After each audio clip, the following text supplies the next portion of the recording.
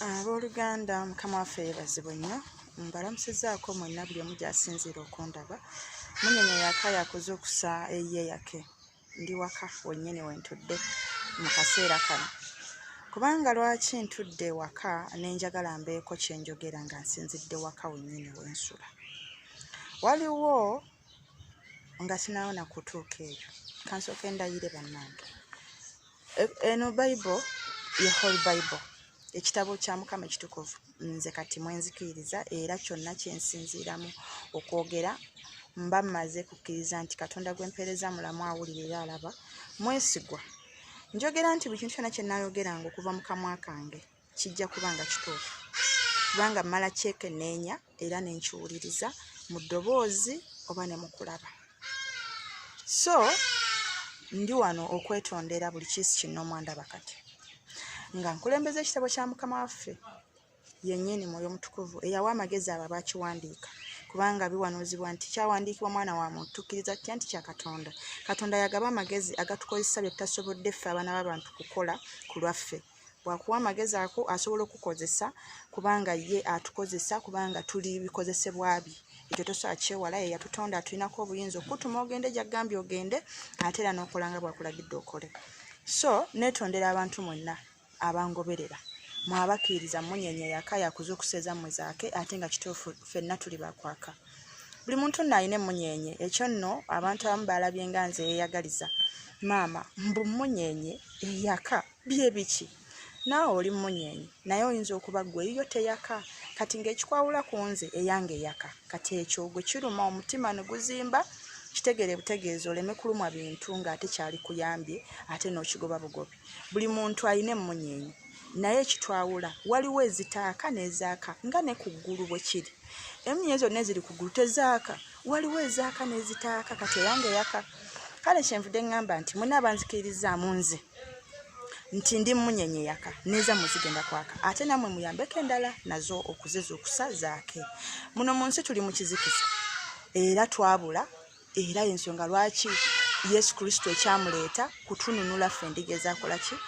ezaabula n'atukomyawo eno mu kisibo gye tuteekeddwa okubeera. So lwaki nze mu kaseera bwe kati munsonyiwe naye nga nzize kwetonda. Waliwo bwe natadde message ku bubaka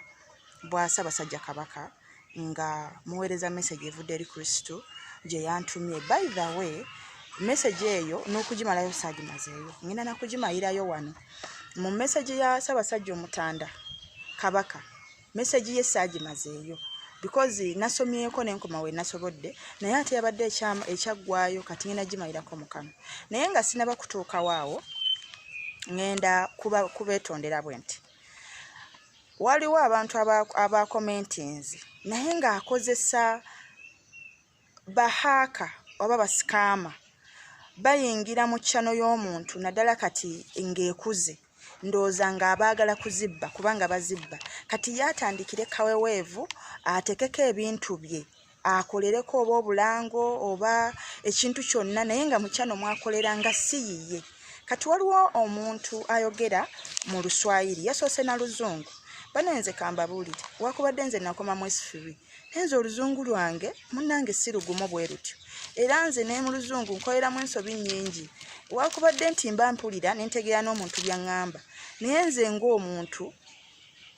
nze siina nnyo Luzungu lungi ekyo nsobola okubunyonyola buli muntu andaba lwannema ninako lutono ddala era we mba ndogera ndikekkereza kuba sagala nzigweko mulundi gumu kati era njogera nnyo nga maze kakasa nti omuntu gwendi naye ono tategeera Luganda kati nnokola ekisoboka munyonyole mu Luzungu ategeere kye mmugamba kati nga bwe nali mbawalabu nga nina okwogera Oluzungu kubanga nali siina kyakkola naye nga kinnyamba ne babitegeera kuba nabo bo bamanyi tebaasoma nnyo ate ne bano abasomye gwe wookola ensobi ye aba ategedde ky'obadde otegeeza kyekitwanguyiza Oluzungu naye nga nze siri muntu Luzungu siri yeeyo nnyo nze ndi nnyo sayidi eno emuluno olulimi Katonda lwe yantonderamu lwe ngulumiza okusinga lwempe nnyo ekitiibwa by the way lwensinga nze kulwanga okusonsowaza because singa yali ayagala ntondebwa eri mu Bazungu era gye naalyesanze naye kati yo si ensonga endeese. Ensonga endeese yeeno mulimu omuntu oba mukazi oba musajja yakozesezza YouTube channel yange era ne ku kifaananyi in fact oba babiyingiramu batya anti abaganda bannayuganda mutumanyi obulya oba buyita bunnanfuusi obwakagezi munnyo kugamba bwatubuutikira buli kintu kyonna olaba omukisa gw'oyagala okiyingiremu omukisa ogwo gusobole gubeere gugwo. N'abaweereza message abasinga obungi yatambudde nnyo message eyo ng'abaddamu ng'abagamba mbusimanya mukyala ali Kenya ebintu byakola tebitambula mbu waliwo omukazi amuyiriddemu amuloga nga buli kintu kyakwatako tekiraba mukisa naye mbu n'abaterako ennamba y'essimu muweerezeeko ssente mu ekyo ekitongole ekirwanyiriza simanya kyeddembe y'abamuleko bane bannamwandu kati we muweereza ssente ezo mbu naye oba abaafunako bwe bityo we byogera kati mu ngeri yonna gye kiggweera ngeri yakubafera nti nze ndi mu basaba ssente ezo kate lwaki mbaweereza mu luzungu ekisooka mu mmanyi njogera Luganda kati lwaki mbaweereza mu luzungu ekyokubiri olabadde luzungu nze oluzungu nkozesa lutono era bwe nze mu luzungu mumanyi oluzungu lwange we lutandikira ne we lukoma mbeera brief ebyo ebigambo ebigumu nze si byange era ne byali badde byange nja bagamba nti olwaleero omuntu gwe mpadde simu agenda okubanziriramu ndi naye wano ekyo mukisuubire bwe naabanga nkituuseeko naye temunsuubirayo omuntu yenna okujja okubasabira obuyambi mu message ezo si bwe nti bwenjijjo kikola siina inbox ya muntu gye nali nyingiddemu nga nzize kusaba ssente anko wange yekka ye muntu gwe nali nsabyeko era yampa nina omuwala omulala sister wange ali Australia oyo yeyanguyira kamera kwe mundabira emirimu gye mukola ki then ye yakwatibwako nambuuza oyina ekyokulya oyinawo ekyetaago ne mugamba nina namalira ekizibu ekyo siinayo muntu mulala yenna gwe nnyingira mu inbox ye nga nina kyenkusaba oyo ye woobaayo oba ompayidde ogwo omuze si gwange wabula nange ndabiraawo ng'omuntu akwerezaayo nagamba esente nzikuwadde ogenda olya engege oba genda ogula ennyama y'embuzi era kye bazimperedde kye nzikozesa nga bwe nafunye sister wange Majo nangulira engoye nanga nakulaba nga bakuvuma ningana edda toteekeddwa kuvuma otu kankugulireyo engoye okutandika naye ate ngina sigala era nkola ki nyimiriddewo naawe so abantu abanyamba Katonda yabasindika gyendi sinze mbanoonya nga neetaaga obuyambi okuva gye bali naye bakikola lwaki nti basiima empeereza yange olw'oyo Mukama nkozesa ali mu nda yange sinnaba kutuuka kusaba bantu ssente era bannaye nsaba mubeere beegendereza abantu basituse bangi ate kati ekyali ntandikwa bakyasitukira ddala wagenda baayo n'abantu batandika ebyoto babayite abagambe nti nze nkirimu naye nkolo muneme kulabika naye nga abasoloozezza ssente waliwo abantu bangi bagenda basaba ssente abagambe nti nno ngenda kubasabira abantu mwenna betusabira nsuubira bulungi nti waliyo omuntu gwe twali tusabye ssente wakubadde nti ffe tuyimire ne tukola ogwaffe gw'obeereyo n'ogamba nti bannaaye kano nkabaweereza munywemu amata era we tukafuna ffe nga ttiimu ne twegabanya buli omu n'afunako ekimugwana so bwe ntyo bwendi bwe naatukusaba ssente eyo sitepu nayo ngenda gituukako era nja kuvaayo njogere nga bwe mundaba kati ngambe nti buli muntu yenna akkiririza mu Munyenye yaka tuli bakuwanuka bendera ya Yesu Kristo ewuube neetaaga ssente za t-shirts nga bwe nasaba ssente za pads ne mutampa mwampayo abantu 6 mwekka era mu kifo ky'ogulamu pads nga ndaba tezijja kumala kuba amasomero abaana baba bangi nengulamu t-shirts sister wange oyo era Australia yagula t-shirts kubanga nagatta n'engatta nga ye yasinga okubanga bambi yakiyimiramu nnyo kozi yayimiridde nnyo bambi buli kintu kyonna ekigenda maaso ayimirira waliwo omuntu eyampa emitwalo 17 bambi omulala nampaayo kati ye n'atekako kuba nakola t-shirts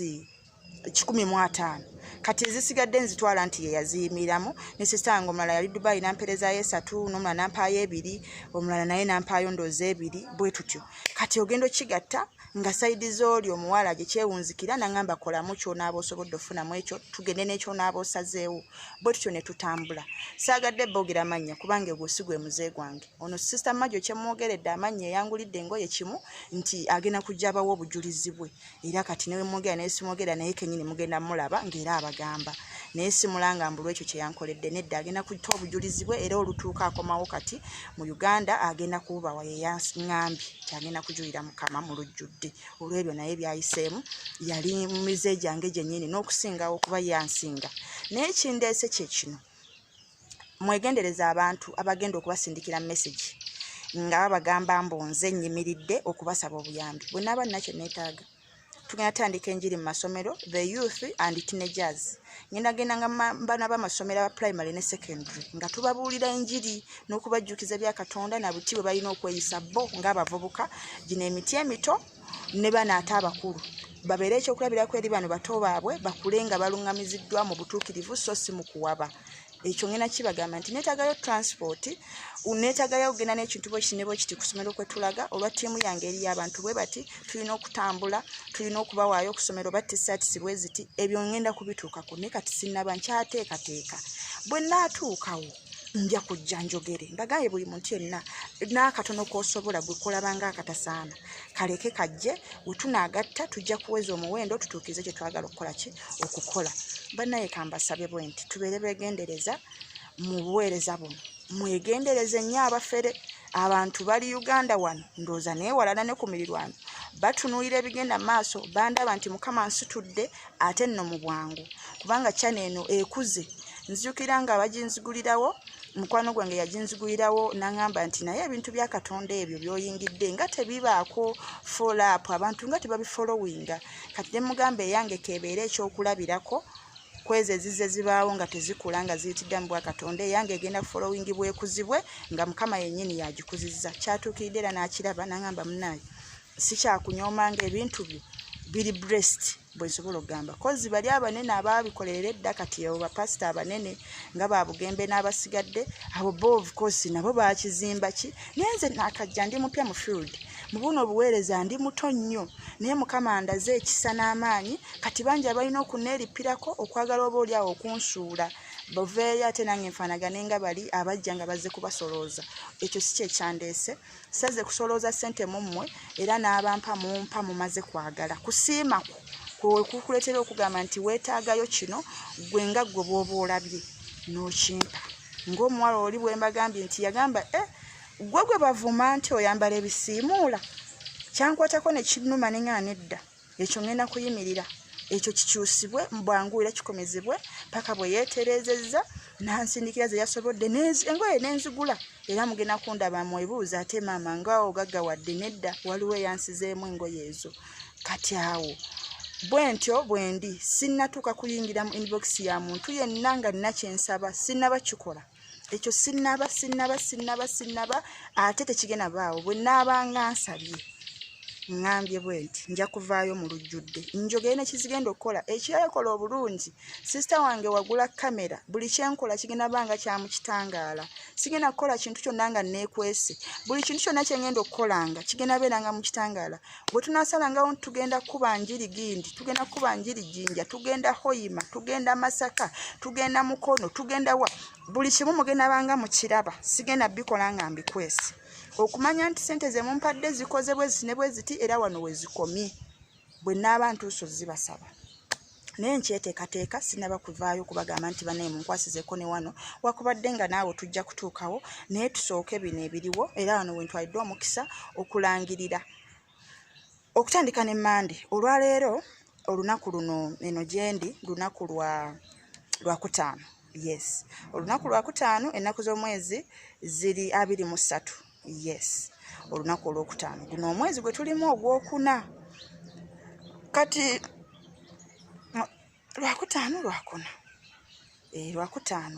olwali lwakutaano ennaku z'omwezi ziri 23 omwezi gwakuna.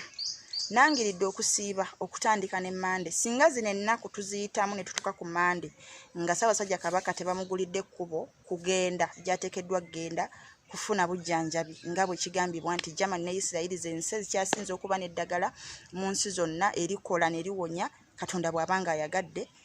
bwe babanga tebakituuseeko okutandika ne Mande. Eno gye mbadde nze nsiiba era nsiiba nomale nti ku makya nsiiba n'ensibuluka olw'eggulu. Nze mu kisiibo sivaamu by the way. Era gwe yali ayagala okunegattako mu kusiiba already nze mba mwendi gwe wonsangira wonna tusigala tutambula. Naye eno nangira dry. Omuntu yenna ayagala Kabaka nga mulamu n'okwagala okulaga ekitiibwa kya Mukama kyeyoleseze nga kiyitira mu Kabaka naffe abeegayirize abeewaddeyo ku lulwe. Tugenda siibira Kabaka yekka mu nsonga eyo. Nangiridde wiiki namba kutandika ne Mande. Asobola ogendako mu kyennyanja okumala ennaku 3 nkwaniriza nze nja kuyitawo mwezi ennaku 3 kuba nze njagala mbeeremu ennaku zange 5 ku 7 kinaasinziira ekisawo kinaaba kikomye. kati gwe atasobola dry osobola siba normally okuva ku macha paka lwaggulo gwatasobola kuva ku macha paka lwaggulo osobola ku macha paka saa 7 gwatasobola kusiba nga tolidde ngo ine kizibu osobola siba kuva ku macha ku sawa 4 nonywayo glass ya mazzi noddamu okusawa nga 9 nonywayo glass ya juice then olweggulo nosibulukuka asobola okulya breakfast yekka n'okoma kweyo n'osiiba wano paka lwaggulo naawe obeera wenyigidde mu kusiiba naye sigamba banombo ojja kusiibanga kiro nedda uba ojja kusiiba kiro awo genda bawa drying nze nti osiiba kiro na misana okwata olunaku olusooka okwata olwokubiri olwokusatu olwokuna olwokutaano paka gy'onaakoma naye tokisussa ate kutuuka kukifiiramu bw'olaba ng'onafuye koma bw'olaba ng'onafuye nga weetaagayo egiraasi ya juice gwali mu dry ginywe okontinuwinge bw'olaba ng'onafuye nga weetaaga mazzi ginywe okontinuwinge so mwegendereza abafere ku channel eno bangi bakyajja kubanga waliwo kati n'abasabira abantu naye nga babasabira mu linnya lyange nga bagamba nti nze Munyenye ampadde olukusa okusabirako abantu beno babangambye bali mukono kakati nebyo nabyo nimbyewuunya sinaba kubaako nti nkoze branch nze atalina kyaki nti yange gye nsumba ate ntandika nti okukola branch mu kifo kati mwegendereza abafere bangi bagenda kuyimusibwa abantu abalaba bakozese olw'okuntattana erinnya lyange kubanga banda bamanyi mwenzijidde tegabaye tegaliiwo wano ate nga ngenda tuukiriza omulimu gwa Mukama mukolere nga bw'ayagala nkole kubanze ndi kikozesebwa ki yankozesa tewaliwo n'omu gwe ngenda kuttira ku liiso kobeere nga gwe president wa ggwanga oba gwani nga bwe mbyogedde bwe mbikakasa kubanga nze obulamu bwange nabuwa Yesu Kristo buli mu mikono gye yabufuga nze sibulinaako buyinza wadde control kati waliwo kisobola kuntiisa ngenda kuweereza Mukama bingi bikyajja ate ebadde ekyali bakiyita kugula lujjo banneeyanjula naye nga muntegedde ne munnyaniriza nange mbaagala nnyo mwabatantegedde kambabulire kino sajiridde bantu bonna abo abantegedde bennajiridde kati gwe atantegedde kati si gwe najiridde tuleke tutambule ne bana abantegedde Munyenye zaffe zaake gwatantegedde it's okay osobola okulotegeera abalala kubanga mwina temusobola kubanga nabajiridde bakyayinza okuba batono ddala oba bangi nnyo abanaabawereddwa omukisa nga nze nazze ku lwabwe naye nga sinze neekozesa nina eyantumye nga Yesu Kristo Katonda omulamu gwenzikirizamu obulokozi bwaffe yankozesa okumalayo ekyawandiikibwa kya Kabaka bwe kyabadde kikoma ngenda kukibabuulira kanjira nkinoonya wano mbadde sigenda kukisoma naye mwoyo mutukuvu ngamba nkimaleyo wali wennyini wekikoma kati kyovudde bangambye nti kankimaleyo mutegeere wekikomera ddala kubanga Kabaka ye Kabaka yeetaaga okulokoka naye kakati obuzibu obukirimu waliwo ennono ezigobererwa kwabo abakulembeze ab'ebitiibwa nti waliwo ennono nga mu buli ngeri ez'abajjajjaabo bw'ozivaako bagenda kukubuuza ate eyo otuuseeyo otya maama wa taata okuva ku nnono z'abajjajja kati ne zikukuumira bambi ate mu busibe oba oli awo nga zitwaliramu n'obulamu bwo zikumalako essanyu nga ggwe omuntu ly'owalibadde osobola okukola ki okwenywerezaamu naye ng'endagaano ze zikulemesezza zino ez'abajjajjaffe kati ne ŋŋamba bwe nti nga tonaakutunuulira ndagaano z'abajjajjaffe ze baagobereranga kubanga si bonna nti bajjajjaffe baalinga batya Mukama abasinga baalinga tebatya Mukama nga bakola nga bo we balabye bwe nsobola okugamba oba okukkiriza kwabwe kwe bawulira bo naye bw'omala okumanya ekyo Kabaka wa Bungereza ono yabaddewo bw'abanga oba omulangira yasobodde okubanga ayambula ebitiibwa by'obwakabaka ebyobulangira bwe n'abiteeka ebbali ng'alaba ye bimumazeeko emirembe kati awo nno n'agenda mu Amerika ne mukyala we tekyalaze kikabonero kalungi naye ate ye yafunye emirembe kati waliwo kye bayita emirembe gwe nga gwe ogyekoledde kati emirembe gye weekoledde giba mikulu nnyo okusinga emirembe gye bakukoledde kakati buli woolondako emirembe gye weekoledde ye bannaye nga wambuze sitaani nga alwana bannange bayibo wambula watya sitaani aba alwana okukola ki ndabyewo okubanga akulemesa okutuuka gy'oteekeddwa okugenda kakati naye w'omala okumanya ekituufu kye ekyokukolebwa Mukama n'akubikulira mwoyo w'amagezi oyo n'amukubikkulira awo omanyira nti bino nno byendimu si byange wabula byabalala ngoberera bigere byabwe mwe batambuliranga nange mwe mbantambulira malayo ekyawandiikibwa kino ku Kabaka olina okubaawo endagaano z'owekutulako ng'omuntu okusobola okubanga okuriyetinga essanyu ggwe eriryo lye wali agadde obeere mukululwo nga togoberera tata wange yakolanga kino nange nteeko kikola mama wange yakolanga kino nange kinteekeddwa si bwe kiri bwe kityo endagaano ezimu ezasooka tetumanyi wa maviire gaazo na bukomekkerezo kati tetusobola kumala gazigoberera tutyo kubanga ziyinza okubanga mu biseera ebyo zaali zikola naye nga kati tezikyakola muwulire nnyo wano ekyawandiikibwa kya Kabaka Katonda kyangambye nkimaleyo wekikoma kubanga mu kikoma ngambye naye lwaki wakomye mu kkubo kati ningamba ate nadde nakoma wonna we wakoma kale nno nfunye omukisa n'enkomawo ate era Kabaka y'ensonga kwe tuli nti tugenda kusiiba mwenna abayagala Kabaka nze ndi ku nsonga ya bulamu obwo bino nze ebisigadde jja bimbuuza nga n'okubitegeera sabbi kunyonnyola naye obulamu bwe ng'omuntu nti Kabaka yennyini ngenda bakoyerayo ngenda kubalagamu engeri gye tugenda otandika okusaba buli kizibu bwe tukisabira nga nkyogeranga nti kiri ku nze nga bwentyo bwensaba naawe ofuna ekifaananyi ekirungi butya bw'oweyongerayo okwongera ebuziba okwesabira ekintu ekyo gwe kiriko kati ye sitepu eddako bayibuli eno ndi wakugisoma yonna okuva gyetandikira paka gyekoma wakubadde nga ngenda funa omuntu anyambako ku ekyo ogisoma kubanza olumu bitera nenanaagiramu kati netaaga omuntu atalina kunanaagira kwonna nga nze tugenda gisoma okubikirwa kwange bwe kwazze mwetegeera amazima muve mu bino ebyo balonderamu obulondezi ne baba balonderamu kalayini akobba kyamuukiriza n'okyamukira okwo Mukama ayogedde mumanye gye byatandikira ne gye byakoma okutuusa okubanga tulingira Kristo lwaki tumulinda era lwaki omuntu wayirokose tuleme okubanga tugenda buno byakungulu byokka bye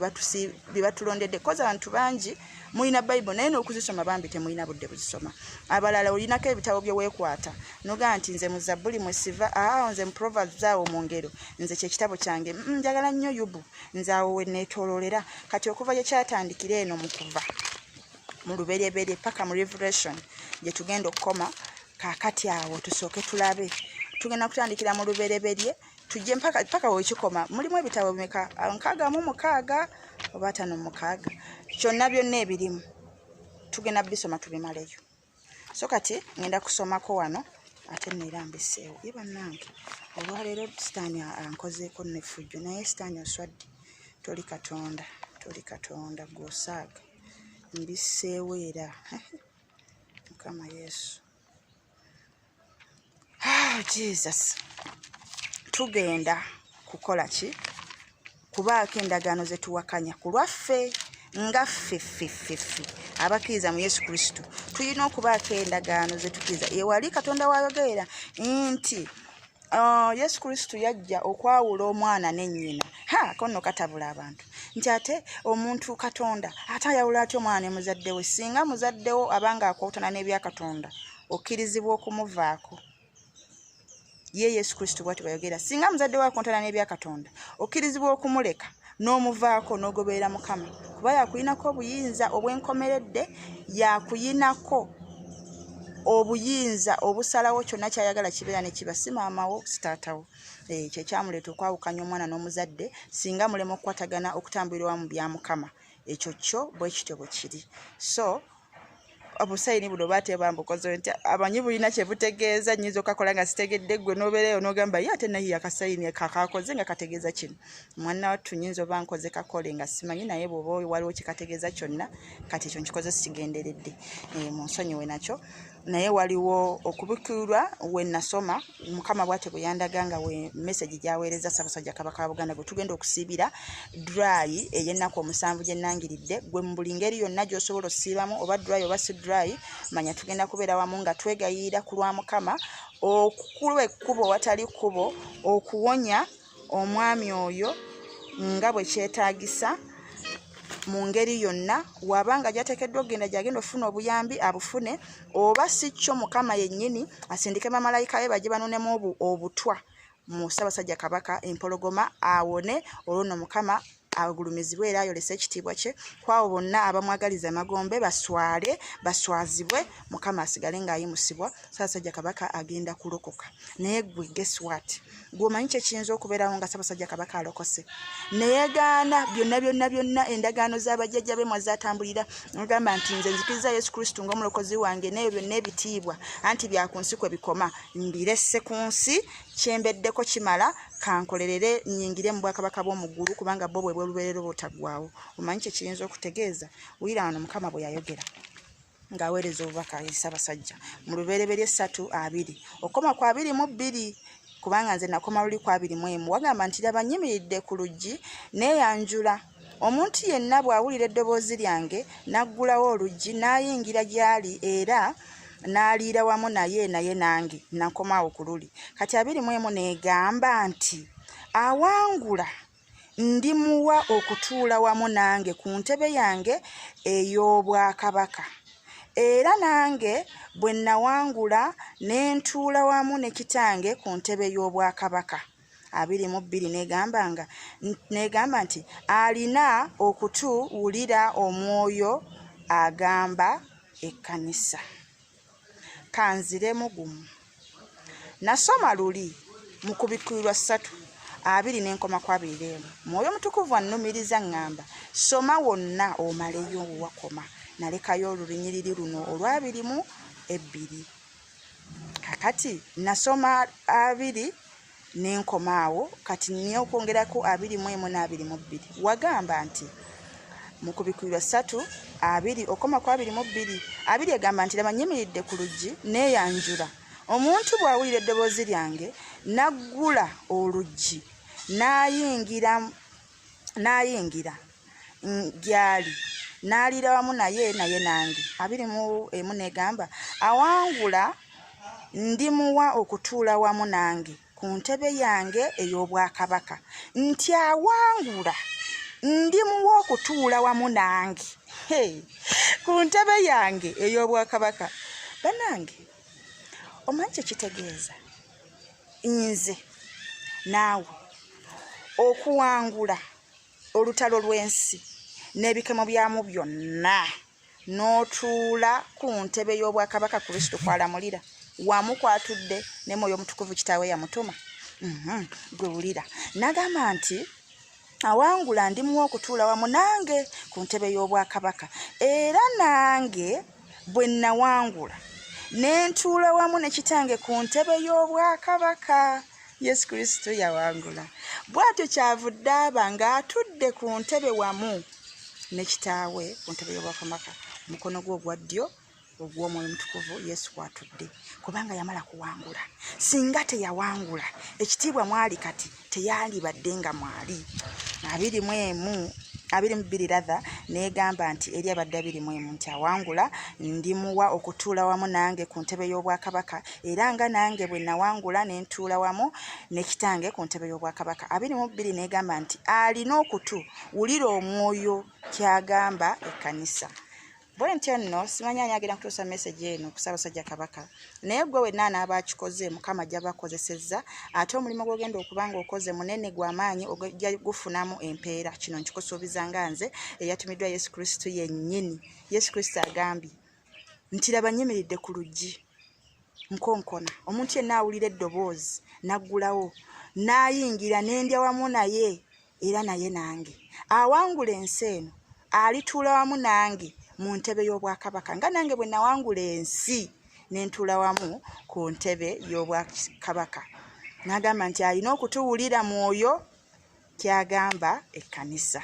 Sigenda kusukkawo Munyenye yakuzukusa eyiye yake tugenda kusiiba n'okwegayira ku Lwakabaka bamalayika ba Mukama bajje bamunonemu obutwa obugambibwa nti bwe bwamuweebwa kyonna kye kiri oba buzibu buli ku mutima oba ku nsigo oba ku bubumba ku kibumba kyonna kyayitamu kyonna ekimetedde okuba nga afaanana mu ngeri etanyumira mu nti yenna amulabako etweraliikiriza emitima ffe abamwagala tuli bangi ate era bwe tuba twegattera tumusabire okumwegayirako Mukama amusonyiwe wabaawo ensobi nga yakolwa ku lulwe ng'omuntu amuddiremu awo nno okulokoka kwe wabanga amulokodde kuleetere ensi eno okutereera okuddamu emirembe abo bonna abadde bamuyiganya baswazibwe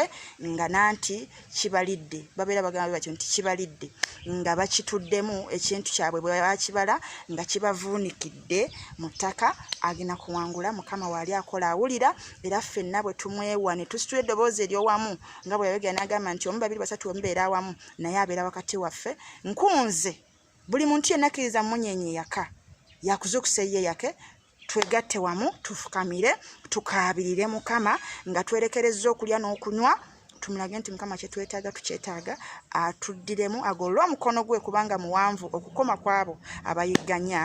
abantu be nga bambi tebayina musango. Okukyuka kwa Kabaka n'amala yatula nti alokose kuyinza okuviirako ensi Uganda okufuna emirembe gitaggwaawo emirembe n'emirembe gyonna kubanga bw'abanga yayatudde obulokozi kati teebereza ani omulala atayinza kukikola.